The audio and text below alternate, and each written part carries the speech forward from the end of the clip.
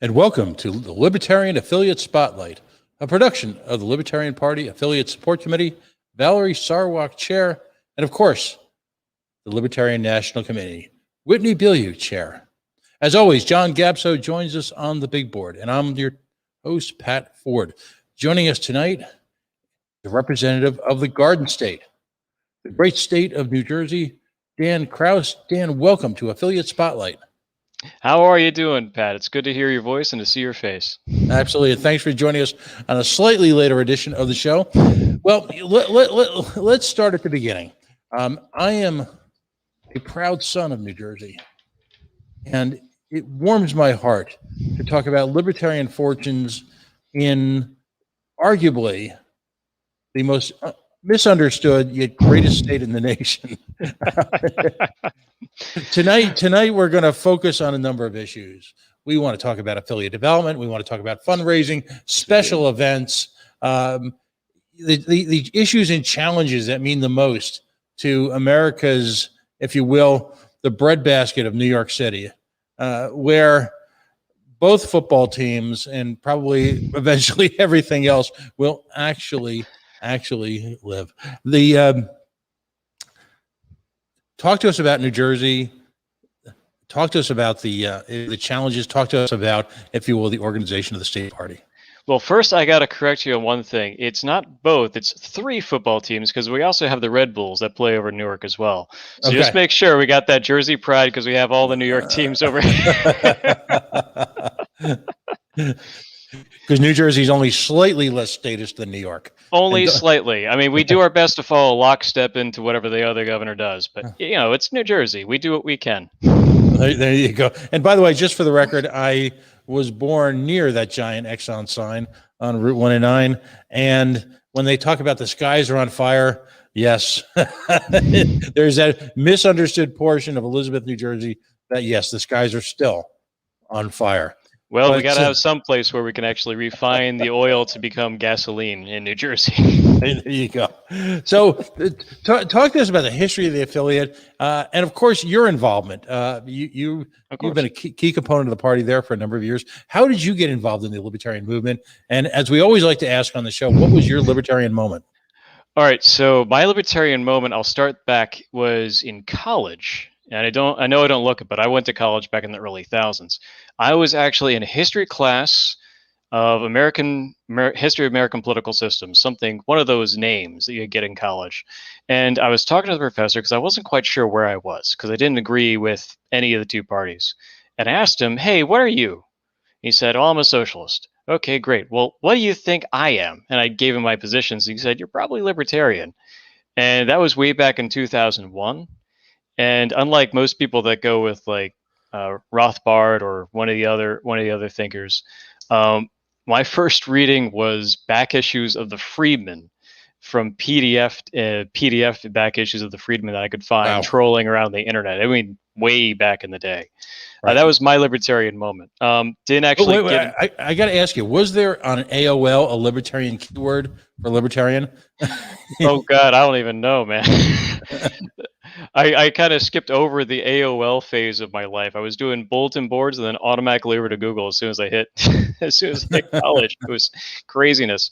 But after that, I didn't really get involved with the party. I got the national membership. I tried to get started with the Delaware party because I was Delaware born and bred and went to school there. And I stayed registered Republican to my shame, because I tried to get some traction with the local party, but I couldn't, because, it's famously difficult to get traction when you're just getting into it. It's hard to find people, at least back in that day. Delaware LP is doing a fantastic job these days. Right. And about 2016, I was exhausted 2015, I was exhausted in Jersey City, working in the arts as a set designer and theater maker. And I was visiting some friends, and they said, "Why don't you come down to the diner? We're having the state party meeting. Great, show up. I have a grand old time, enjoy myself." And they asked for, "Hey, we're looking for someone to be a delegate. Would you want to be a delegate to the national committee?" So I said, "Sure, but I'm not a member." But I am now, and I became a member that day, and then got elected to be a delegate later on. But before that, I was sort of trolling around the party for a long time, active with the Liberty Caucus for the GOP back in my idiotic days. Right. And then I was active with the Campaign for Liberty back when that was a thing. And I don't even know if it still is, but it was a valiant, noble effort, and it didn't go anywhere really. But I'm glad to say that I'm with the party now, and I have been for a number of years, and it's been one of my pleasures in my entire life and one of my honors in my entire life to help this party grow and become what it truly deserves to be. As I've done on a number of occasions, I will share at this moment, and I apologize to the frequent listeners. You may be embarrassed by your political past, but I may be one of the few people that know that I was a volunteer for Richard Nixon in 1972 as a proud member of CREEP, the Committee for the Reelection of the President. In 1972, there was a Nixon headquarters in Kenilworth, New Jersey, where I did photocopies and learned all about how to break campaign finance laws. It was an early introduction and an important one. We all gotta know how to do it wrong before we can do it right, Pat. I don't think you have anything to be embarrassed for. You corrected yourself, and you've done good work since. There you go. So New Jersey, for many people in their imagination, exists in a couple of different ways. Of course, Atlantic City is world famous, not only just as a entertainment and gambling mecca, but as the true funeral pyre of, if you will, of Donald Trump edition 1. Yeah, it takes a certain somebody to make a gambling casino go bankrupt. And multiple, it takes a certain special kind of idiot to make that happen. It's, you have a state-enforced monopoly and a literal license to print money, and all the odds working in your favor, and you go bankrupt. Well done, Donald. Well done. But of course, that was 8D chess, because he was intentionally losing money in order to gain tax advantages for his other successful investments, which at that point in time, and you and I just were sort of surrounded by this, I think it was an airline, a steak company, the New Jersey Generals, since we're talking about ill-fated football teams, and all of that. So, but to a large degree, New Jersey has always been somewhat in the shadow of Manhattan. Yeah. And I lived in New Jersey. I worked in Manhattan for a number of years. And what's fascinating for a lot of people is that you can have people working in Manhattan who literally can be as far away as Pennsylvania, southern New Jersey, and eastern Connecticut. So, but give us a sense of what's right about New Jersey. It was it is still a significant player in the pharmaceuticals industry. A great deal of the back office operations of the biggest American financial services companies are in New Jersey. Give us a little flavor of the issues, the economies, of what's happening in the Garden State. Well, the issues and economies are varied. The state is a tiny one geographically, but the divide between north, south, and central does exist. Central, I know a lot of people hate me for that, really dictates what's happening. For example, you'll get far more farmland down into central and down into southern than you are going to have up in the north. In the north, you actually have a beautiful resort industry, a lot of small little towns, a lot of lake district kind of thing where you can go in, have a fantastic time. Come on out to New Jersey, enjoy yourself, rent a cabin, go swim in a lake. You'll have a fantastic time. You have also some of the best theater in the world, in my opinion. George Street Playhouse, the State Theater, Paper Mill Playhouse. These are just a few. I would be remiss to not mention New Jersey Rep down in Long Branch if you want to go to the shore and see a show at the same time. Fantastic theater, fantastic arts in general. The sculpture gardens is something to seen to be believed. I can really go on and on about the arts and the entertainment because that's where I spent my entire career. We are actually the original place of film production until it got taken over by Hollywood because of reasons. Of some other things that are currently interesting in New Jersey is that we're finally late to the party, but finally getting legalized weed. We're doing it really backwards. We're trying to do the California model, but we're finally getting it. We have, unfortunately, some development issues when it comes to land building and prices. All of our housing prices are going up, and what's not helping that, especially our cost of living, is some of the highest, if not the highest, it depends on the day, land taxes. in the nation. In fact, very few people that are, while we are one of the leading states, if not the leading states for education, between Princeton, Rutgers, any number of others, NJIT. While we are one of the leading states for education, and really excellent education, a lot of the students that study here can't afford to live here because of the taxes and the cost of living. And we're also finding that a lot of people that have lived here their entire lives can't afford to remain here in homes that their grandparents built, or their parents built, or they themselves built, because you're seeing some of the highest taxes and cost of living in the nation. One thing that doesn't get nearly enough play is the issues of the Port Authority and the tolls in general. While we have fantastic toll roads, they're beautiful, they're fantastic, they're clogged for every single day with traffic, but they're wonderful to look at, they're smooth. But 50% of the tolls paid in the United States are paid in the Hudson Valley between New York and New Jersey. Half of the tolls in the United States, all 50 states and territories, are paid for in the Hudson Valley, New York and New Jersey. And I just saw Steve Sassone for Liberty showing up, Stevens Institute for Technology. I apologize, Stevens. Stevens, you're wonderful. You do fantastic work. So if we're gonna talk about cost of living, we have to talk about the tolls, because just going from where I lived to Secaucus every day for a number of years, I was spending $5,000-6,000 a year in tolls, which is significant. And that's not even going across the tunnels, because tunnels are $15 and up, depending on how you're paying for it. I mean, we have significant problems, most of them coming from Trenton because of the way that we manage our spending, but none of them is insurmountable. If we're able to get our spending under control, then we can, and if we're able to get some sort of taxation under control, even a little bit of reform, a little bit of progress, the quality of life in New Jersey explodes, because even under this heavy cost of living burden, it's still a fantastic and wonderful place to live and work. And its attributes to that is the fact that so many millions live here, and it is the densest populated state in the nation. And that is the number one. We are the densest populated state in the nation, even with Manhattan next door. Talk about the politics, if you will. Oh, it's machines is what it is. Machines within machines. If it's not the North Jersey machine, it's a South Jersey machine. If it's not the Hudson County machine, it's the Trenton machine. It's nothing. Very little gets done inside the two parties. If it doesn't have some sort of machine power over it, especially South Jersey. South Jersey is especially well controlled. And it says something that Northern New Jersey, especially Hudson County and Bergen County, was actually used by international colleges to study political corruption for a number of years. I don't know if that's still the case, but schools in Europe were using our counties to study how political corruption works, because of the ins and outs and the pay for play and all that stuff.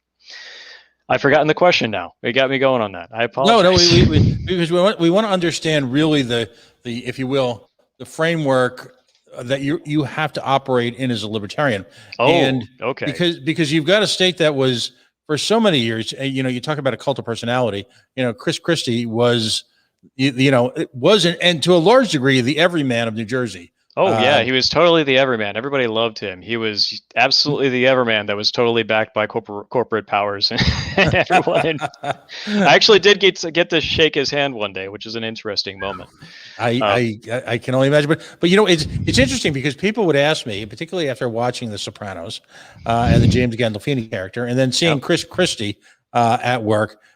They would think that there was a caricature, but I would try to explain to them, as someone who emanates from central New Jersey, that he is representative of every small-time shyster lawyer / political operator / Republican / Democrat in New Jersey. There are tens of thousands of Chris Christies, aren't there? It's not far from the truth. It really isn't. And this is not to say that all the caricatures you're going to see in a mob piece or mob-based piece, because I am a proud Italian American, are appropriate or accurate. The Italian experience is very wide and very ranging. But that idea of the connected man that has powers in fingers in all the pots and powers and is able to do the favor and have give you the turn at the wheel if you just do it this way and you just walk along is absolutely true. There's a reason that, for example, current governor's race, we have a fantastic gubernatorial candidate team in the body of Greg Millet for governor and Evelyn Brownstein for lieutenant governor. And they're fantastic. Millet for governor. Let me make sure I got that right, correct? Yeah, it is. Millet for governor. Please go check them out. They're fantastic people. But they were elected in a landslide at our convention in March. And one of the most open and also one of the most televised campaigns we've had in the state, because we wanted to make sure that we had some debates, we had some open input, we had as many candidates as we possibly could that were honestly going for the spot. Compare that to the Republicans that had a three-way knockdown drag out fight, and the guy that won is the darling of the Trenton elite that has connections going back for decades and is effectively an empty suit for the status quo in Trenton, which is to say, spend everything, figure out how to pay for it later, and don't actually care about the lives of the people that you're governing. And we have the ruling favorite, because everybody loves a dictator in New Jersey, in the body of Mr. Murphy, right, who has absolutely, I have yet to see original idea coming out of his office, because he seems, at least in the past year, maybe even 3 years, because he seems to simply follow the lead of whatever happens in California with this idiotic idea to eliminate the ability for freelancers to operate in New Jersey, and all the COVID nonsense that he followed along almost pitch perfect from Governor Cuomo, including putting people into nursing homes that were testing positive for COVID infection. Let's just force the nursing homes to take them back. And suddenly we see a spike in nursing home deaths. Gosh, I wonder why that happened, Mr. Murphy. Right. And the ultimate tragic comedy is that when you use the term Trenton elite, anyone who's ever been to Trenton or Camden sees, if you will, front page, the failure of big government, because they are amongst the poorest cities in the nation. I mean, Camden is, which is, if you've ever been on your way to, say, visit Mr. Sheets and his hearty crew in Pennsylvania, you're going God to bless go through Mr. Sheets. You're going to go through what is uproariously known as the New Jersey Transportation Center in scenic Trenton and in Camden and right on the border, whatever. And again, take Amtrak through there and just stay awake and watch the scenery roll by, and you'll see the wasted potential of what should be arguably one of the wealthiest states in the nation. It's Camden holds a special place of sadness in my heart. There's so many good people in Camden that are doing everything they possibly could to make a life for themselves, but they're mired down by there's a long history, and it would be unfair of me to say how Camden is doing now. But in my own lifetime, we've seen corrupt tax reform after corrupt politician after bad false start after let's vote them all out and vote new people in, and guess what, say hello to the new boss just like the old boss activity. It breaks your heart, and I always want better for Camden, and I really hope that the people in Camden get the government that they deserve in their town council, because they haven't yet. And I really hope that changes soon. It's not too long ago, and I don't know if this is still the case, but within the last decade, there's a joke online that bad things happen in Philadelphia. They do, but really they're talking about Camden across the river. Right. The United States Army medics would have in the past been sent to Temple University Hospital to train because of all the GSWs coming out of Camden at the time. Wow. I really hope that has changed. And I know the people on the ground are doing their absolute best. And I hope that they get the government that they deserve in their town councils soon. They deserve better. Right. Well, there's a story, before we break into some of the finer detail of the operations of the New Jersey Libertarian Party, There's a story, though, that I think really sums up the self-absorption, the futility, the arrogance, the incompetence of the government of the state of New Jersey, and that, of course, is Bridgegate. Maybe you can give folks a 1-minute primer on Bridgegate, because I don't know if the word epitome comes to mind, the word caricature comes to mind, yet it's real. What happened in what's called Bridgegate? Well, I'll give you a little background on Bridgegate. So, how do I even start this? First off, no one that actually did anything wrong went to jail. I'll tell you that much. They never do. Basically, the broad strokes of it is, and I don't want to get anything wrong, but the broad strokes of it is this. A traffic study was ordered in Fort Lee, New Jersey, which is where the George Washington Bridge, the most heavily traveled bridge in the nation, if not the world. It is 2 layers of 6-lane highway going into and out of northern Manhattan. It is big. It's all the truck traffic that wants to go into England, that doesn't want to go further upstate, goes through this bridge. If you're not across by 6:30 a.m., you're stuck in 2 hours traffic. It is a major crossing On a good day. On a good day. And Fort Lee mayor at the time didn't really want to get along with Chris Christie with his reelection. And at least that's the accusation. And suddenly a traffic study was ordered, because the bridge is controlled by the Port Authority of New York and New Jersey. And it is alleged that controls of that traffic study was handled by someone that had connection to the Christie administration. And suddenly most of the on-ramp, or several key on-ramps to the bridge crossing on the Fort Lee side, were closed, causing a traffic snarl that lasted right about 18 hours and shut down traffic in the surrounding area. Bergen and Hudson County were done. Going westward down the approach was done. It was hospital access for ambulance emergencies was done. Emergency vehicles were unable to move around. It's not just a bad traffic jam. It was a level of congestion caused by a traffic study that happened to coincide with a mayor who did not go along with endorsing Chris Christie just a little while before. It was an implication that has yet to be proven, and so I'm not going to cast aspersion, especially when they have not had the test of a jury. But it was an obsessive governor. But an obnoxious, self-absorbed, narcissistic ass of a governor who decided that, and I'll say, because yeah, you go right ahead. You say what you want. They don't have court service up here, I don't think. But a governor whose ego had grown beyond all proportion. It was enabled by the system of weights, measures, and favors that is just legion in the state of New Jersey. We are operated not by a state government. We're operated mostly, some feel, by authorities. If it's not the Port Authority, it's the Turnpike Authority or the Parkway Authority or the insert this here authority. It's going to be, now with the marijuana thing, it's going to be an entirely different board. We got the Meadowlands and Gaming Commission going on and controlling the waterways up there.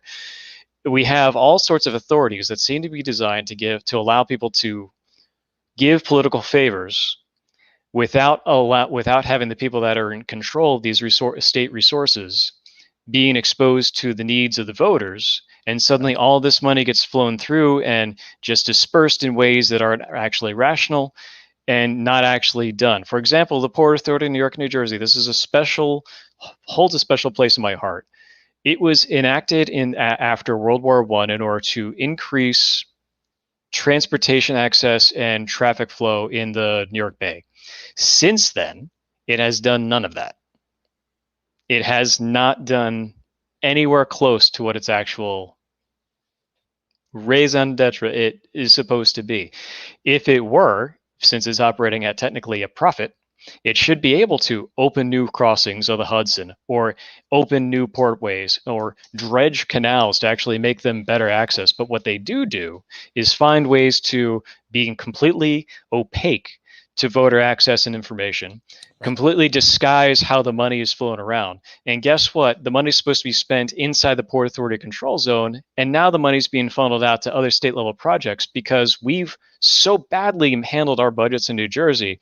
By the way, $2 million plus per roadway mile in New Jersey, the most expensive roadways in the country. $2 million plus. Last I was able to see a study on it per mile. We've so poorly handled how we spend our money and allocate our resources for our roads, which libertarians, we got to talk about roads. Right. That the money from the Port Authority is now being funneled out, or at least it was, to projects that were underfunded, such as the Pulaski Skyway, that thank God they were actually able to do some work on it, but it was... If you need to break the original covenant between states in order to get money to where it needs to go, maybe your underlying funding structure for your roads is broken and needs to be fixed. How about that? And why this is so important to the show, and why I moved in this direction. And by the way, the World Trade Center, the original World Trade Center, was in fact a Port Authority project. Still is. And during the first attack, I was in Midtown. A significant percentage of the offices in that building were Port Authority, originally Port Authority and state level offices, despite its reputation as being the quote unquote World Trade Center. But why this is so important is because in this context, New Jersey is really the ultimate nightmare vision come to life of any libertarian. It is a corporatist state, to put a very specific a political designation on it. It is a state government which has decided that it is in love with the ability to do things and spend money, but likes to disguise how it goes about that, and allows non-state corporations, not in the sense that people are thinking of in Wall Street, although that has its own part in place and special component, but by creating all these authorities, oh yeah, things can get done. When you're dealing with public resources that our own blood and time and food off our table has gone into to pay for, you're giving that money to unelected people that are unaccountable and are opaque in their dealings and have been proven to be almost exclusively a favor trade system. Guess what? This is what a lot of people think is a good idea and are trying to copy elsewhere in the country. If people are start talking about we need an authority to get things done because it's too politically difficult to get done, hold on to your hats, because some amazing backdoor dealings are about to happen in your neck of the woods. Trust me, I'm in New Jersey. And it represents, if you will, why it is such a challenge to elect libertarians. All right. Well, we have our own special reasons for that. I can go into a few of our special access things if you like. We will in a moment. But in terms of patronage, just raw, unfettered patronage, again, as you're pointing out, the connection between personal wealth and an opaque quasi-governmental state that exists just achingly beyond the fingertips of the individual voters, just slow out of reach and so in person, as to be really unlike any other state in the nation. And I'm very well traveled. I understand we all hate our governments. We all have tell legions of stories, but again, New Jersey is it's proof of concept of the failed corporate estate, and that's probably the best way we could put it. Now, it really is. To your point, then, what barriers have they erected in terms of preventing legitimate grassroots efforts to reform the state? Well, believe it or not, we have some of the easiest ballot access in the country. In order to get on the ballot for a local political office, or even a state assembly or state senate run, or a congressional run, it is, well, I gotta review the facts on the congressional run, but it is roughly 100 signatures that you need collected of registered voters in New Jersey. And that's it to get on the ballot. However, you can only ever run as an independent because there are only two official political parties in the state of New Jersey, the Republicans and the Democrats. In order to become an actual official political party, not that you'd want to be recognized by the state in the first place, in order to do that, 10% of the votes cast in the most recent assembly race, and we do off-year races, so on the odd years, 10% of the total votes cast must have been cast for one of your candidates. So if 100,000 votes have been cast, let's just, as an easy number, that means 10,000 votes have to go to Libertarian candidates. So since that has been put in place back in decades ago, zero new parties have achieved official party status. Mm-hmm. And some years, the two official parties haven't measured up and just stayed on no matter what. And we are, and thankfully, big shout out to the county clerks, because they have been so good to us these past few years. They have the county clerks that control where we are in the ballot have been willing to put all of our candidates in a single column for us. Thank you very much, county clerks. We love what you do. Please keep doing the honorable work that you do for us. But they don't have to. They're not required to. They could put us willy-nilly wherever they like. So that inability to have party status prevents us from getting primary access and general appeal. We are required to fund our own access and selection of candidates.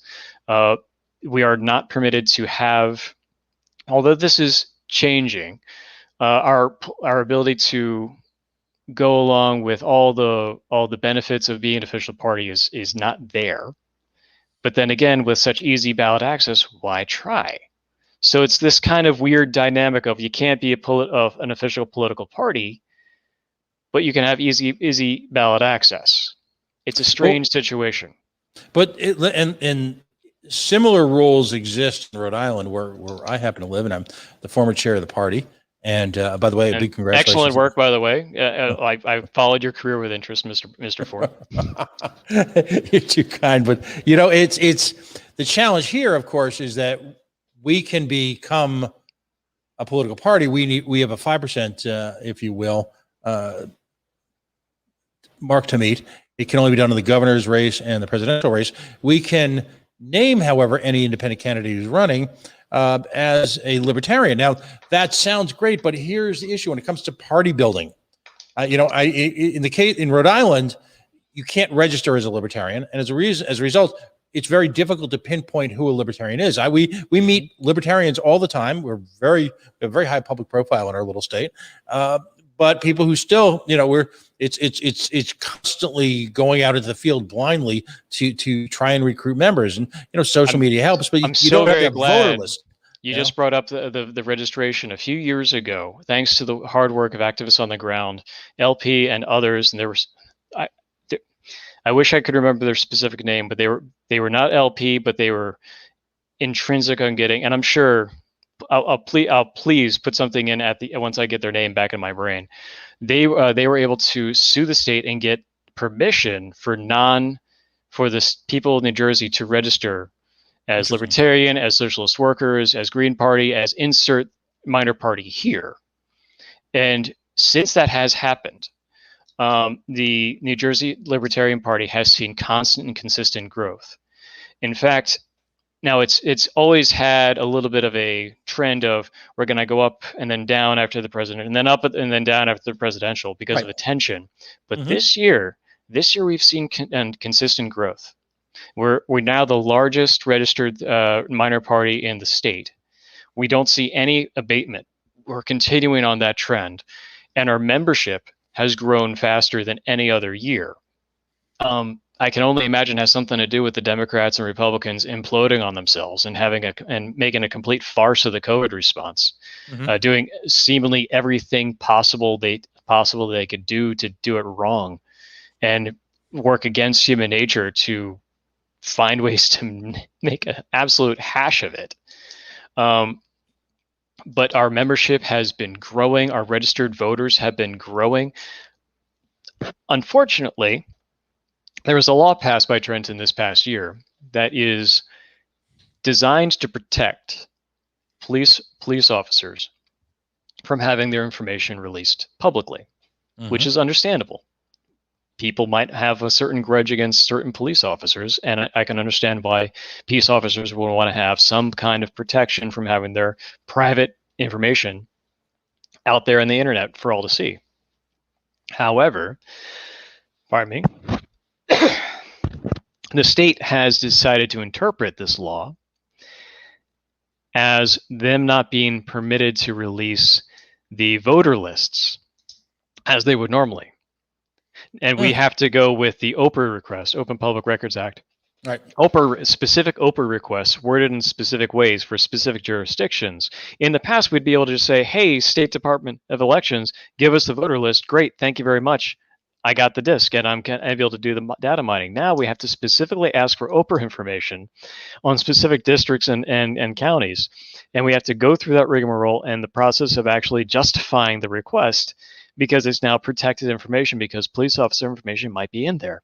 Oh. Again, I totally understand the desire to keep peace officer information as protected as you reasonably can, but the unintended consequence, and there's something that us libertarians are very familiar with, the unintended consequence of such a good intention is that it becomes incredibly difficult for third parties and minor parties to do the data mining we need to do to get the information and the voter information so we can actually find the people that want to vote for our candidates and find the people that want to become members so we can grow the party and make our state what our people deserve. And that's our overriding goal, is to get people elected so that the state of New Jersey can be the state that the people of New Jersey deserve.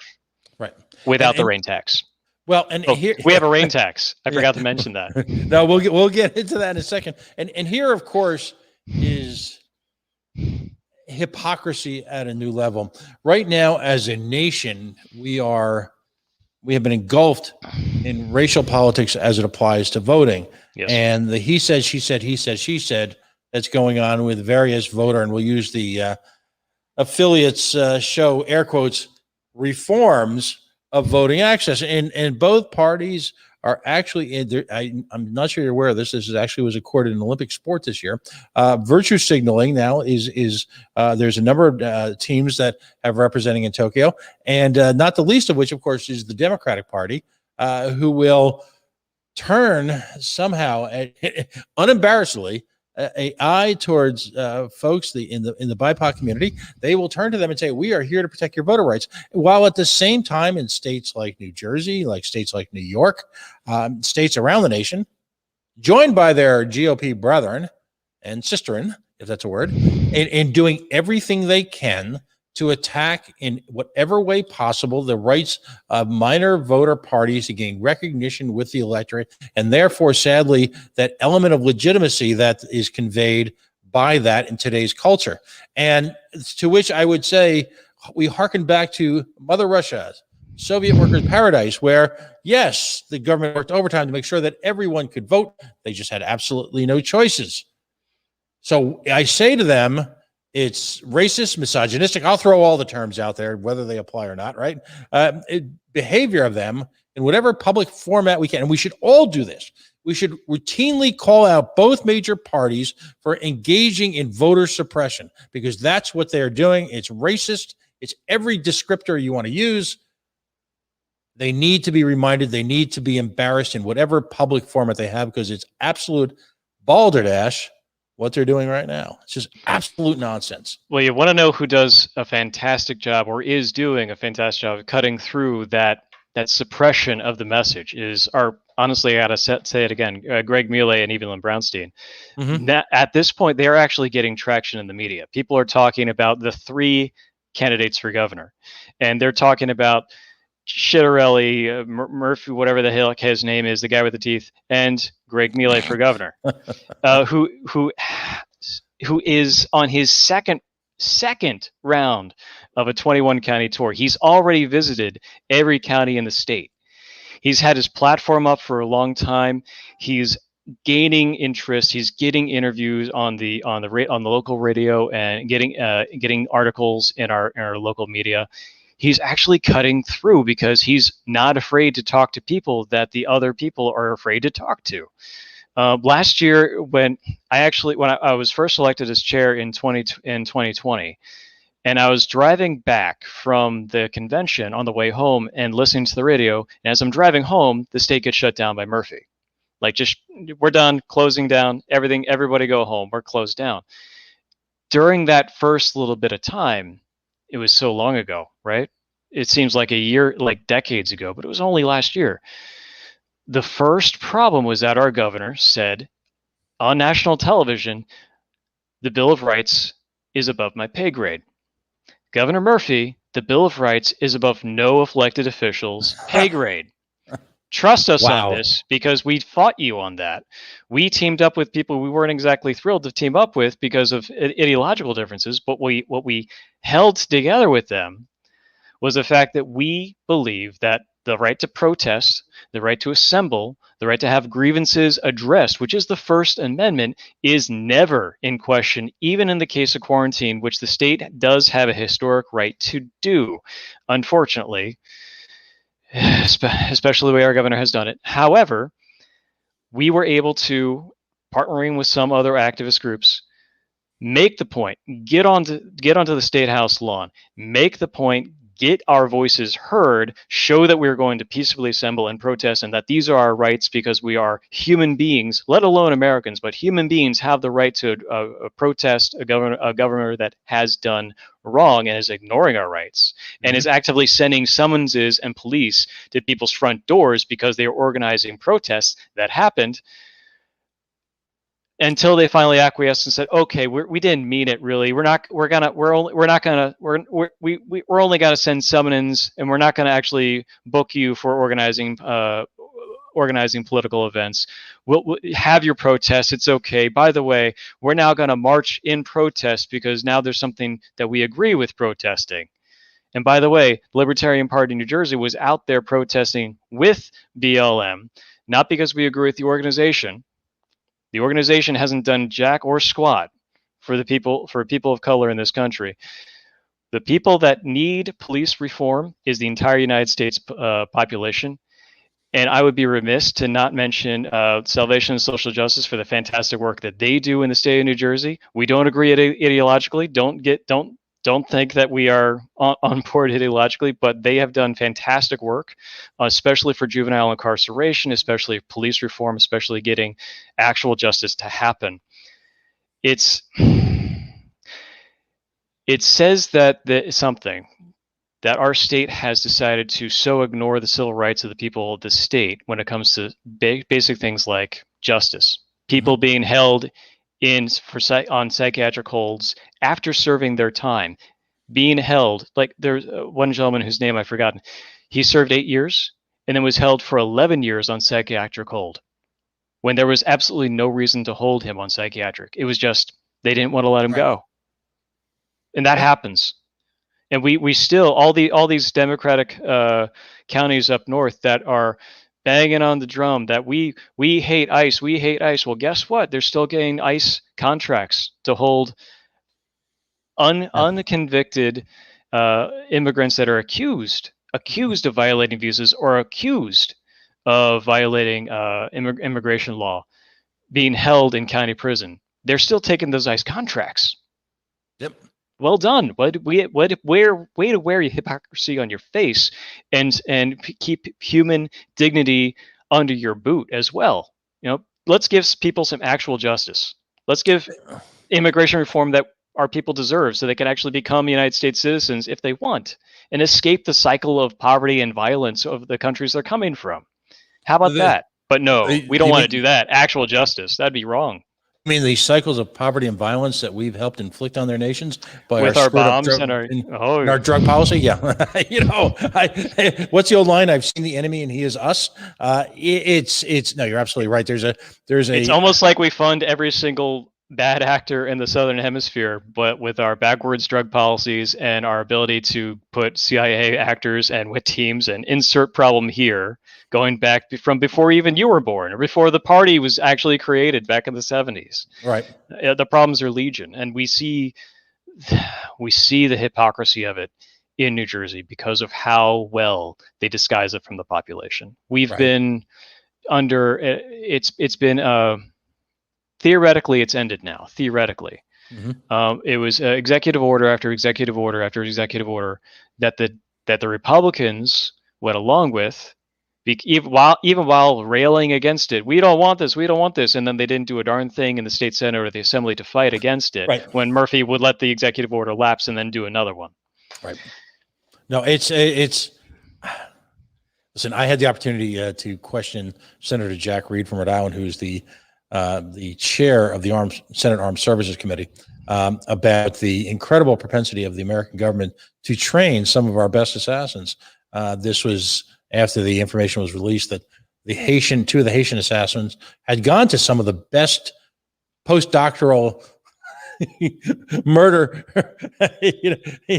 death squads in the nation. Yeah, it's in taking out the democratically elected president of Haiti. You and I could probably talk how awful things are in the Northeast and how they hide what really is going on from the voters all day. But I would like to talk just a little bit about how we've been able to build our affiliates in New Jersey, because it is an exciting thing. Back in a few years ago, I believe one of the key leaders on this was Jim Tassone, who you saw poke up in the comments there.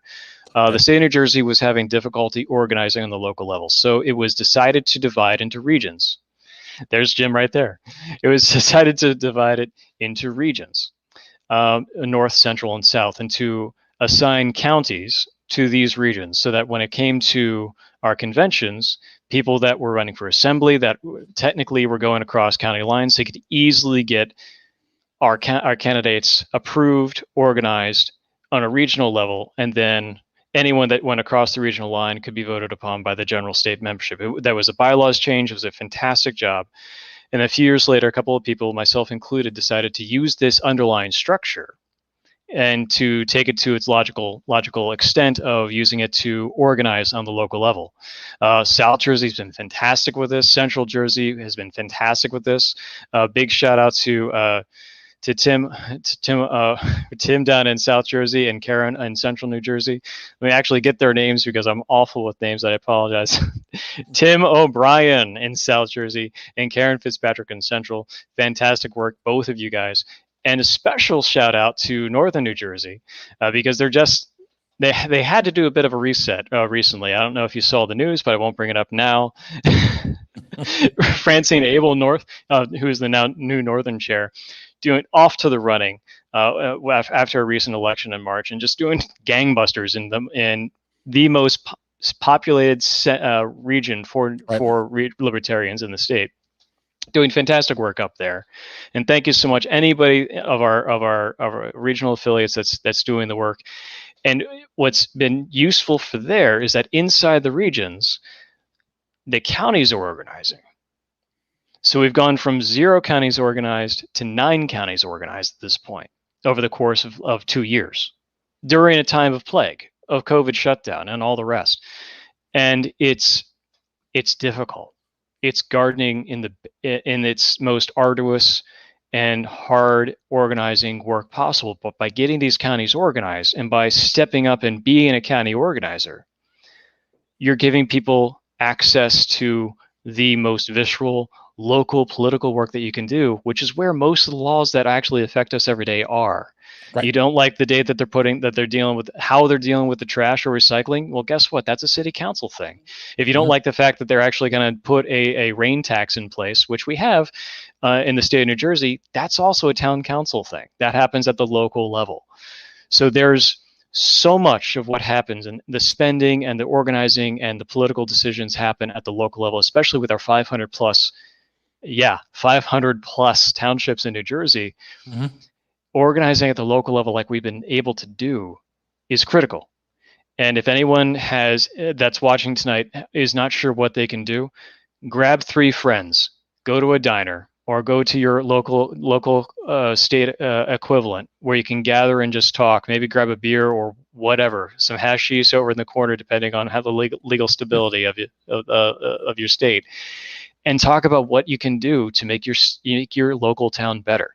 And really, like see if you can get something approved or pushed, or some ordinance removed or ordinance added, depending on what's going on. Don't defund the library. Don't do Right. that.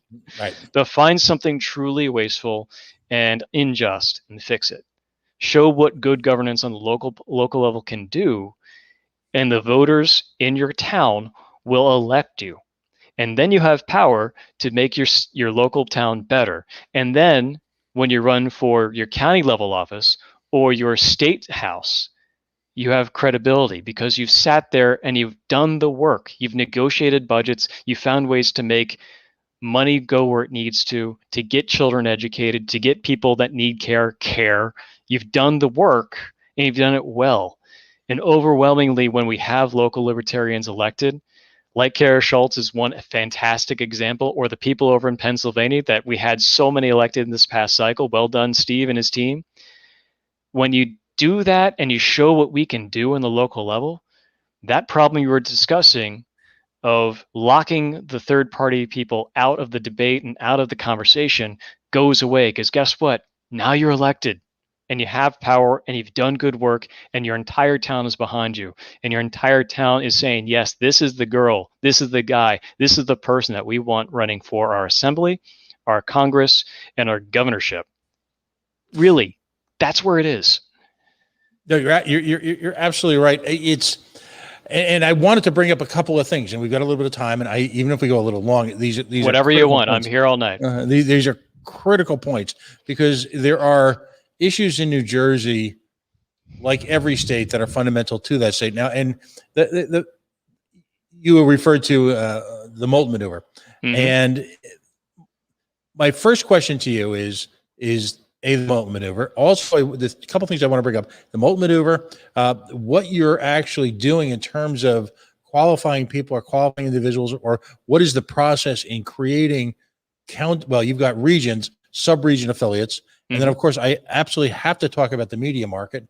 That's my own personal obsession. And New Jersey's got a very unique media situation. We do. So let's first start then with the affiliate development. As you pointed out, you've got regions, 3 primary regions. A number of states have gone in that direction. Pennsylvania has, for example, and it's working out very, very well. You've got a degree of an autonomy. You're empowering people to do what they need to do in terms of being boots on the ground, and it starts really at that regional level. So, what steps do you take, if you will, to create, if you will, an affiliate sub-region?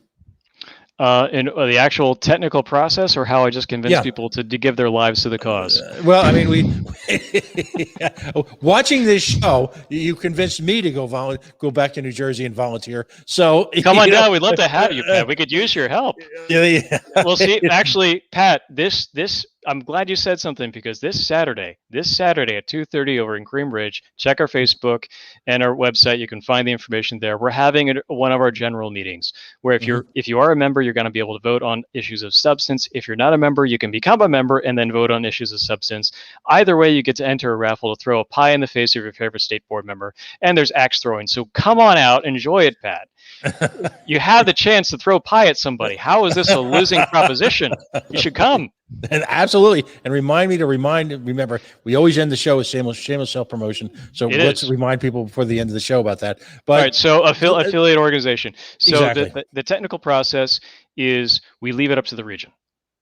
Okay. We're very careful that autonomy is preserved, because we want to practice decentralization in our own organization as much as we possibly can. And by the way, we are a big supporter of ranked choice voting. That's something that our state board was very, very, very behind when it came to us. We need to have as many ranked choice options as possible. Our own national party did ranked choice for our newly elected chair. Well done. Talking about getting affiliates organized, generally speaking, a couple of people, 2 or 3, come together, talk to the regional board and say, hey, we want to become the official affiliate for our county or our township. That happens. They get voted by the regional membership. And if there's some disagreement or some weirdness in the rules, it gets kicked up to the state level, and we figure it out. It's as free form as we possibly can while still having some rules and controls in place.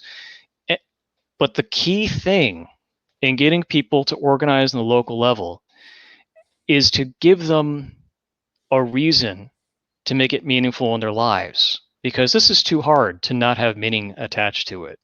It's too much work to not have meaning and joy involved when you're working in it.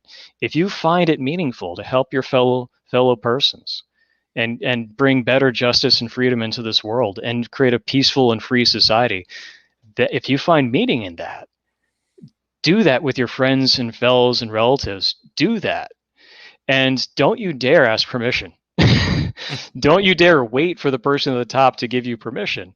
Talk to the person at the top and say, I want to do this. And I'm pretty sure the person at the top is going to say, oh, thank God, here's the paperwork. Go to town. Let me know if you need help.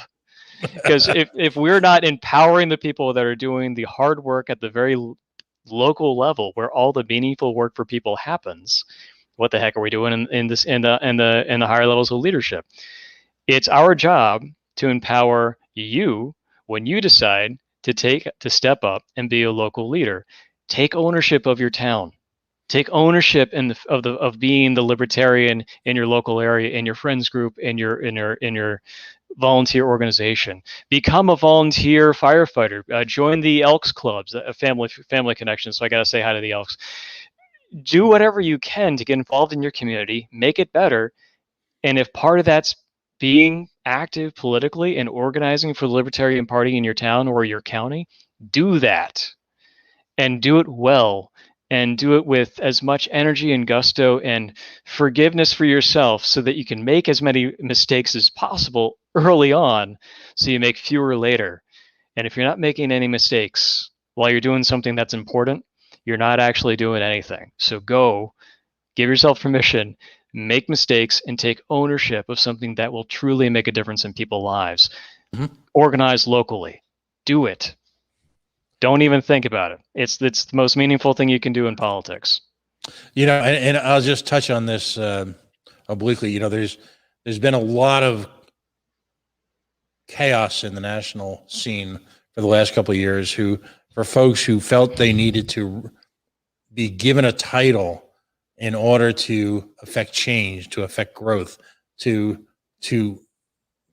take our statement of principles and our policies and our platform to the people. And to that, I say balderdash, be the office that you want to be. Simply just do it.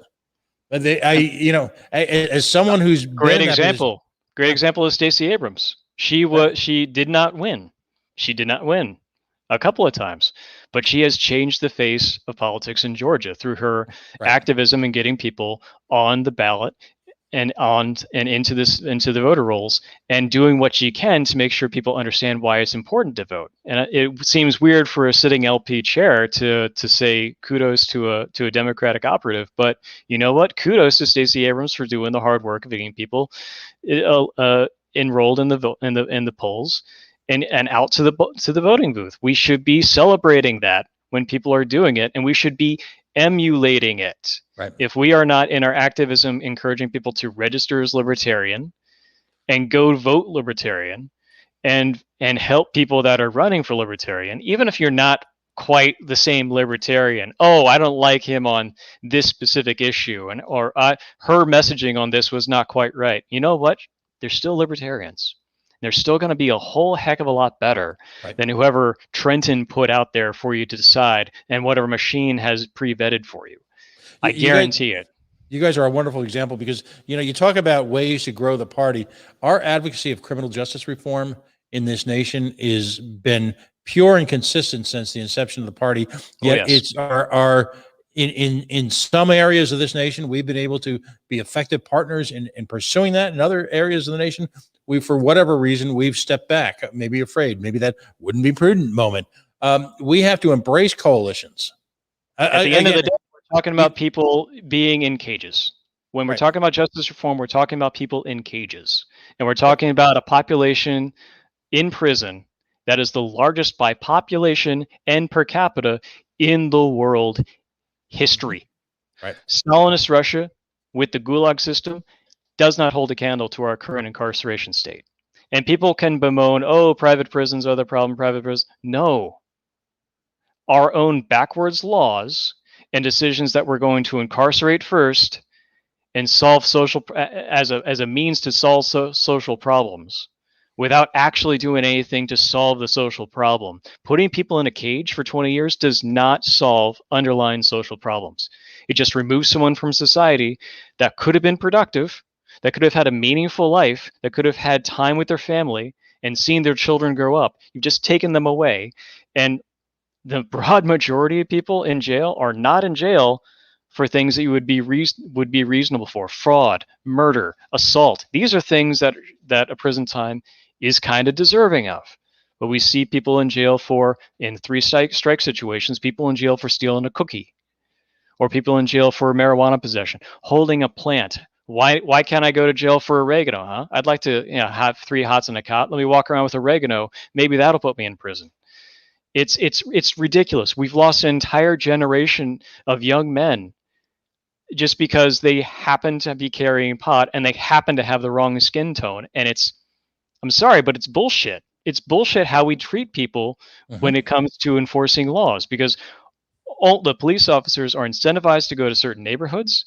They're incentivized to enforce laws a certain way. They're disincentivized to enforce laws on people that look like me. People like me in the suburbs, we get a pass. People that don't like me, that live in poor areas, or people that do look like me that live in poor areas, it's feudalism of another kind. And it's wrong. It needs to end. We use the term economic racism. Listen, there are still states across the nation, sadly Rhode Island is one of them, that engages in an incredible level of abuse on solitary confinement. And the state of Rhode Island, if you don't think that's torture, stay in a room for 5 days. See if you don't think it's torture at that point. Right. Rhode Island is guilty of violating something called the Mandela Rules, which are issued by the United Nations, which are a reflection, if you will, the experiences, if you will, that Nelson Mandela had while in solitary confinement. And so I am part of a coalition that we go up to lawmakers and say, by the way, congratulations, Rhode Island, under the definition of the United Nations, is a torture state. Huh? What do you mean by that? We're a torture state. Yep. You can, and so many other states across the nation are still engaging. And I'm not talking about solitary confinement for people who may have murdered someone, even though that concept is thoroughly ridiculous. It's still torture. But I'm talking about the use of prison techniques in state prisons being used to modify, if you will, the behavior of people who are in there for crimes. We don't use the term, right? We don't use the term victimless crimes. We use the term bullshit, to coin your phrase, as ways of. Sorry, we're in New Jersey. I apologize. Dude, remember Kenilworth, exit 138. It speaks to one core issue in our party. Get up. After you're done with it, watching this show, shut off the computer. I realize in some parts of the nation it's late, but go online and spend a few minutes at your state website and pick out an issue. Yep. Use a dart if you have to. Pick out an issue and say, you know what? For the next year, I'm not going to engage in bleep posting. I'm not going to obsess over libertarian Game of Thrones. I'm simply going to pay attention to that one issue. And I'm going to volunteer, and I'm going to either lead the charge or join the charge to change whatever my little world is. In my case, it's Rhode Island. In your case, it's big old Jersey. All right. And I'm going to go out and I'm going to somehow figure out a way to change that world. Rhode Island is just as important as New Jersey. Never talk down about Rhode Island. You guys had a civil war in the early days of the Republic, and that was beautiful. We're a free independent nation now. We're going to start our own civil war inside of the state of Rhode Island. Well done. Well done. Well, just remember that the start and Massachusetts listeners, close your ears or make sure you're not drinking hot liquid or using heavy equipment.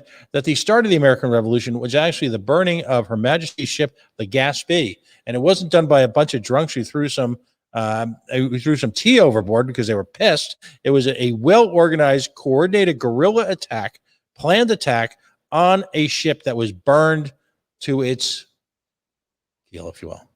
Burn. Oh, I do want to point out, speaking of burning things down and making things better, I do want to do a quick shout out to our newly elected and newly created position of Director of Political Affairs, Mike Rufo, who's working on the local level to take policies that we care about, bypassing Trenton entirely and going to the counties and the local townships to get ordinances passed where we can, because there are some towns, depending on that organized, where we can just do direct voter appeal to get things changed.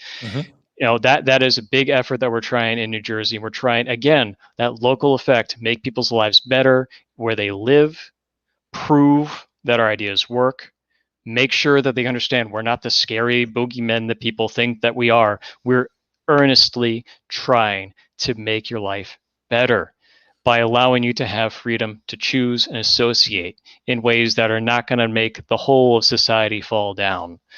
We want you to have options in your life, and we don't want them.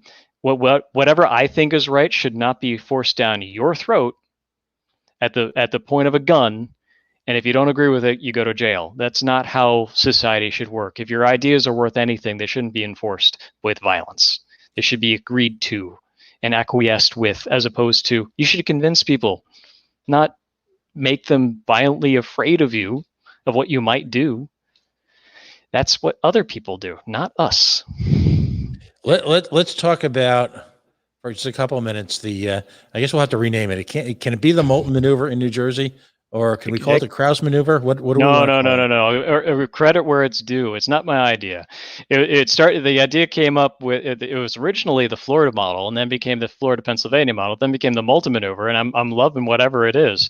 If the Moulton Maneuver works here, guess what? It's the Moulton Maneuver. I'm fine by that. That's it's the goal of, we're measuring our success in New Jersey and how many members we have, and how many registered voters we have, on how many candidates we get elected, how many candidates we run. It's the basics, grinding, painful work of party building, of giving people a reason to be a member, of giving members things that are meaningful to do, of finding candidates that are worth the time of the voters, of communicating messages well.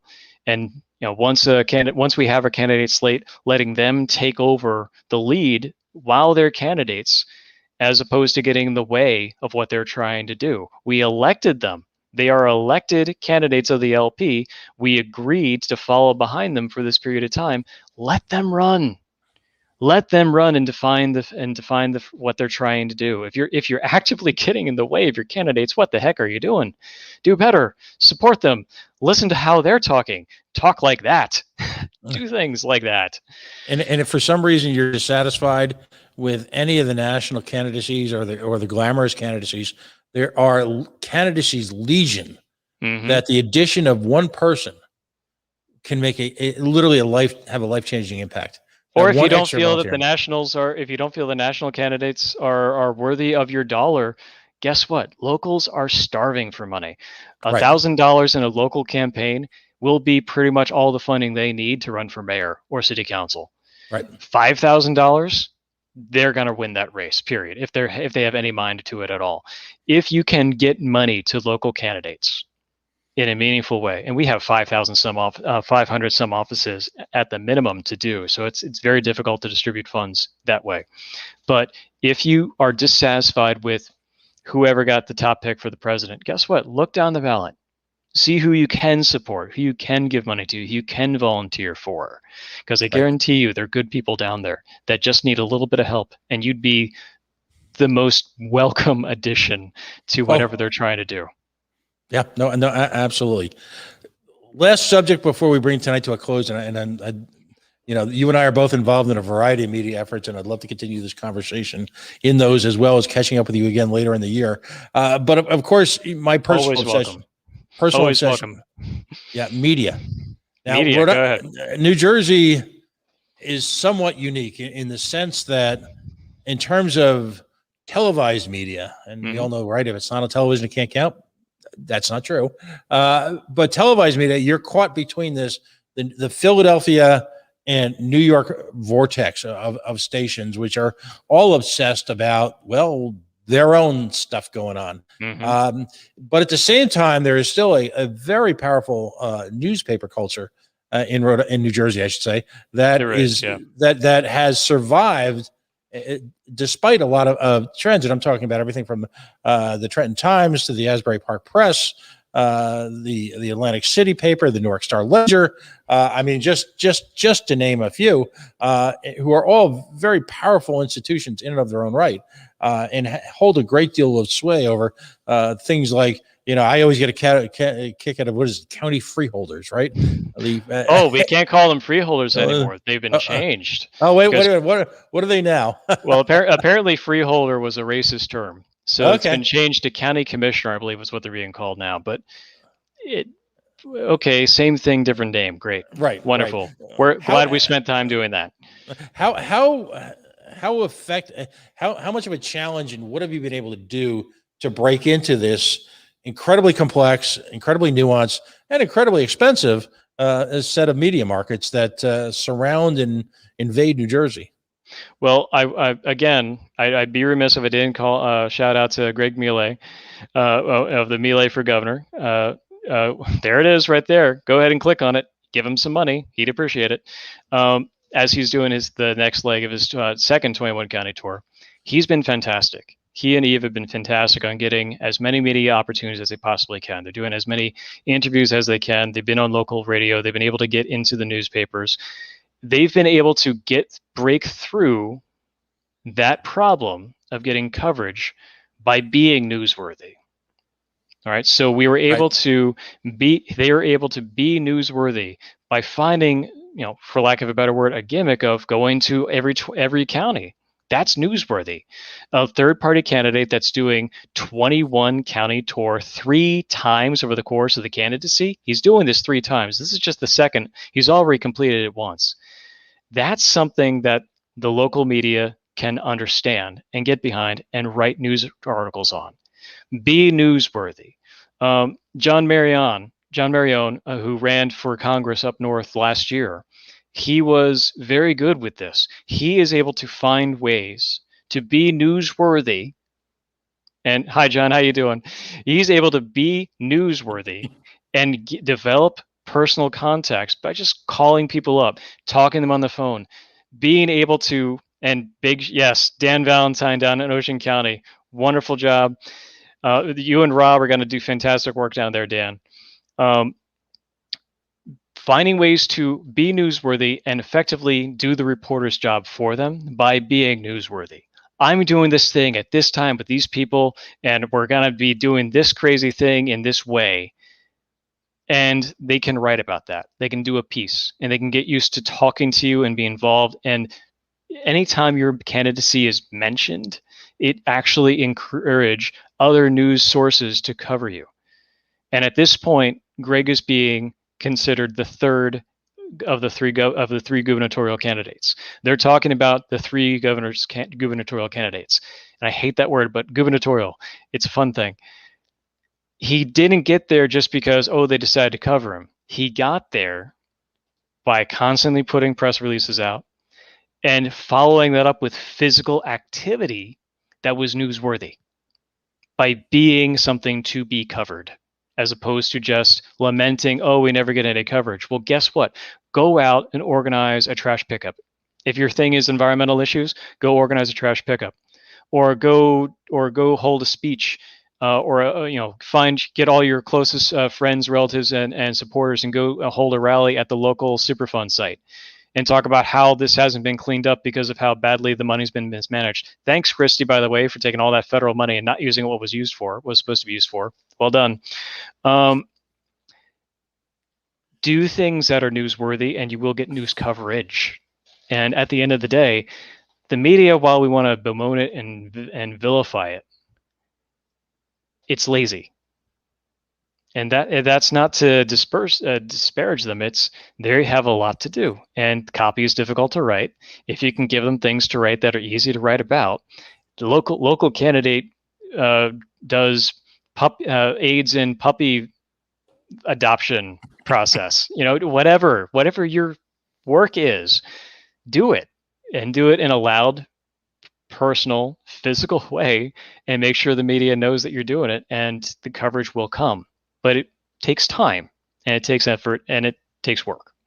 I'm going to be speaking at the Perspectives on Freedom in scenic Jersey Shore, Pennsylvania, on September 18th and 19th. I encourage everyone to go if possible. I'm going to be holding it's going to be an informal session, but it's going to be, it's essentially titled Earn Media, How to Earn It. Yep. And earned media is very, very important for libertarians for two reasons. Number one, it's media. Number two, it's free. And to your point, as someone now who recently made the jump full time into the media, Very jealous of what you're able to do these days, by the way, Pat. You're telling me some of your stories. It is, as my kids would say, it's a hell of a good time. The being able to pigeonhole the Senate Armed Services Chairman and ask him about, assassins for hire built, trained by Americans. That's special. Yeah. And doing it on my own camera. I'm not trolling him. I'm asking him a question. Honest question. Putting another have senator, an answer, please. Putting another senator on the spot who's going to support Barbara Lee's legislation to end the authorization for the use of military force that was developed in 2002 as a result of 9/11. It's weird when you're in the media, they got to answer the questions. It's magic. But you're absolutely right. One of the things we're going to talk about is, finally getting libertarians to just destroy the notion that somehow we're entitled to media coverage. Nope, we are not. You have to earn it. There has to be a reason why you're granted coverage. You have to be interesting. You have to have a story. You have to be on point. You have to be focused. You have to have a reason for these people to invest their time in you. Is that fair? Nope. Maybe not. But you know what? It's reality. It is what it is. And you have to swim in the waters that you're born in. You can try to change the waters over time, but you got to swim in the waters you're in. Right. I do want to take just a moment to point out a couple of things that are coming up. One, picnic. July 24th, come on out to Jersey, even if you're not a Jerseyan. Come on out, enjoy yourself, have a drink, eat some tomatoes, throw an axe, throw a pie. Not at the same time, those last two. Enjoy yourself. But two, we are very honored to be hosting the LNC Region 8 training in October 9th and 10th. If you're interested and you want to attend, go to lp.org, find the regional training, appropriate links, sign up, come on out. It's going to be a grand old time. It's going to be in the greater Newark area. We can show off scenic northern New Jersey, and we'll have a grand old time. We'll be working the whole darn time, and we'll have plenty of events for you to give us money, but it will be a fantastic time. And it's one of the largest investments in the human resources of the party that the National Party has done. And thank you very much to LNC, Kara Schultz especially, for getting this training together and working with us to make it happen. There is a bar in Newark, and I'm hoping it's still there, called McGovern's. I believe it is. I believe it is. And it's a fine place. And in my youth, I would have the odd drink there, particularly during the summers when I took extra courses at Rutgers University, New York. and I remember it was also the home of Irish Northern Aid for Northern New Jersey, those were interesting times. And I hope to, I'm going to try to get down there for that because, again, just to give some amplification to the incredible work the professional staff continues to do, despite changing times, despite whatever that crisis du jour is. One thing is absolutely true: that crew still works right through it. And Pat, knowing that you're going to be in position during the training event, it's so exciting. I'm going to try to keep my clothes on for that media event. No guarantees, but I'm going to try to keep it on just for please, you. Please, try to keep them on. Please, you be you. All right. Give us some shameless self-promotion. You talked about the event, but let's redirect people one more time to your social media, how they can join, and just one more time on that event. All right, the be-all, end-all for getting involved with the New Jersey Libertarian Party is our website that's made by our wonderful webmaster, Jay Edgar. It is njlp.org. njlp.org, that's the touchstone for everything. Everything else comes out of that, our Facebook, our Twitter, everything else. By the way, our social media is dealt with by Mike Guadagnino. I got it right that time. And with our VP of public relations. Our entire board is fantastic. All of our representatives are fantastic on the board. I love them so much. But we have doing the needful thing. Reach out to your region. Reach out to your county. If you don't have a region or a county, start one. get involved. We have our picnic coming up on the 24th, which is a general meeting. So you can actually be the most powerful libertarian in the state of New Jersey as you possibly can be, become a member that day, and you still have the ability to vote. We have the training coming up in October. We have fantastic candidates that are running for governor, Greg Mealy and Evelyn Brownstein for governor and lieutenant governor, respectively. We have fantastic candidates down ballot. We got, let me just grab that real quick before I before I say people's names wrong. All right, we got Greg Mealy for governor, Eve Brownstein for lieutenant governor, Jacob Selwood running with Michael Gallo in Assembly District 1, David Awad running for Assembly District 18, Nick Magner for District 4. We got James Toussaint that you've seen popping in on the screen there for Senate District 39, Rob Canfield for Ocean County Commissioner, and Dan Valentine, who's running with him for Ocean County Commissioner. These people are doing the work. These people are doing the work that needs to be done. Help them out. Do what you can. Send them an email. They'd be glad to take any aid that you can offer, even if it's showing up for a day or being on a phone call with them. My job is easy because all I have to do is help these people. And if I can make them powerful, that's the job. If I can make the local level affiliates powerful, that's the job. And as long as I can do that, I will gladly consider my time in office to be well spent. Wonderful. I know we're going to be working to have Mr. Mealy on the candidate show. We're going to be coming up with a schedule for that this week. We've got a bunch of people lined up. People are making their declarations now.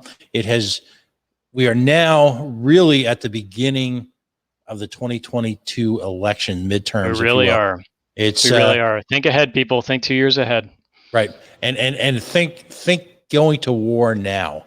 Let's go to war to end wars. Let's go to war to end and if you will, the violence of our immigration laws. Let's go to war now to end the violence of our quote unquote criminal justice system. Let's go to war now to end the violence of our taxation system. Let's go to war now to end the violence, if you will, educational violence. Here's a new brilliant concept that Greg was talking to me the other day, and a few other candidates, John Mariano as well, and a couple of others. Start raising money now. You may not have the nomination. You may not get the nomination, but start raising money now. Establish the bank accounts. Get the background work done. Raise the money. Be the obvious candidate because you've already done the work and you got the team in place, so that when you go to the convention, you can be the person that's already running for office and has been in the news. Right. Don't wait. Why wait and start after you're nominated? Start now. Start now. That air of inevitability is so important when you're talking about the big mo in politics. Mm-hmm. Well, again, listen, this has been a hell of a good time as I keep getting back to that, but Dan, it's been wonderful. It's been a pleasure and an honor, Pat. Thank you so much. You know, and nothing but Jersey love, you know, for, you know, so many moments in my life, the Capitol Theater in Passaic, the Meadowlands, the real Meadowlands. Mm-hmm. You know, I've grown up there. Everything from my music to politics were formed up there. The first political question I ever asked, the first time I ever put a politician on the spot, was when I was in 10th grade. Remember Brendan Byrne? Right. He's at a campaign event at the headquarters of Shearing Plow, and I believe I was, I don't know, 7th or 8th. I don't know what I was. And they asked to raise questions, and I raised my hand. And everybody stared back at me in my little Catholic school togs. And I asked them a question. I said, aren't you worried about, are you ready for this one? Aren't you worried about, with the creation of legal gambling, the incursion of, if you will, the mafia into those activities? And in a moment I'll never forget, he goes, no, we've got that completely under control. Brilliant. Yeah, totally under control. There's no mob control in that at all. None. There you go, buddy. It's not used for laundering ever. I'm shocked to find gambling in this casino. You've been listening to the Libertarian Affiliate Spotlight, a production of the Libertarian Party Affiliate Support Committee. Of course, Valerie Sarwak as chair. And of course, our Libertarian National Committee. Congratulations, if you will, from part of the crew here at LPTV to Whitney Bilyeu of her election as chair just this past week. As always, John Gamso joined us on the big board. He's the guy that brings up the fun graphics, the local newspapers, the websites, the campaign sites on the fly while we're doing this. I've had the unique honor to be your host on this show, Pat Ford. Big thanks to folks again from New Jersey, Dan Krause. We'll be back on now. Again, it's time to get serious. We'll be back on Friday night, 9 o'clock Eastern, with our next candidate. And by the way, there is every day now, it's up there on the Libertarian Party website. Every day now, there is programming on LPTV.